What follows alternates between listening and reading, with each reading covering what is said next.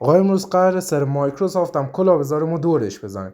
برای که شما ویندوز 11 رو نصب کنید و داشته باشه تو مراحل مینی ستاپ از شما اکانت مایکروسافت میخواد که ما میخوایم الان اونو دور بزنیم. خیلی هم سریع همه مراحل رو پیش میره طبق آموزش هایی که تو اینترنته. اگر آموزش نصب ویندوز هم میخواد بگید من براتون بذارم.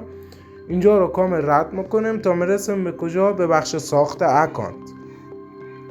همونطور پیش میرم اینجا آپدیت و اینا رو میره بگیره. پیشنهاد میدم حتما اینترنت رو ازش قطع کنید. من یادم رفته و اینجا کابل اینترنت رو ازش بکشید اگه بهش وصله از کامپیوتر. اینجا میگه دیوایس نیم تعریف کنید.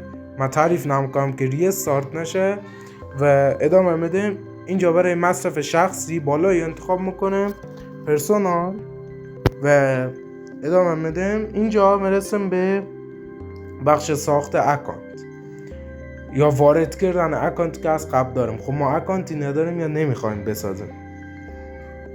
چیکار میکنیم؟ اینجا میبینید که ارور میده اونا. توی لپتاپ ها دکمه FN به اضافه شیفت به اضافه F رو میزنه و توی کامپیوتر ها شیفت به اضافه F رو میزنه. این صفحه بالا میاد منوسط OOBE بکسلش بایپس NRO. متنش هم توی تصویر گذاشتم. این رو وارد میکنید و بعد اینتر رو میزنه. سیستم میگه جاست مومنت صبر کنید و ریستارت میشه یک دور و بعد شما همه اون مراحل رو پیش میرسید به این مرحله I don't have اینترنت رو میزنه. حواستون باشه اینترنت قطع باشه از سیستم، به هیچ وجه وصل نباشه. اینجا دیگه نیمتون و پسوردتون و همه اینا رو میتونید وارد کنید و قوانین رو قبول کنید و اینا دیگه. اینجا که ویندوز بالا میاد بدون اینکه اینترنت بهش وصل باشه، همونطور که میبینید اینترنت هم بهش وصل نیست. یه روش دیگه هم داره همونجا توی روفوس. شما ایزو ویندوز 11 تون رو انتخاب میکنه و از که انتخاب که فلشتون و همه تنظیمات هم انتخاب میکنه استارت رو میزن. استارت رو که زدید گزینه اول اگه کامپیوترتون ضعیفه و TPM2 و 4 گیگ رم و پردازنده قوی نداره اینو تیکشو بزنه. گزینه دوم موضوع همین ویدیوه.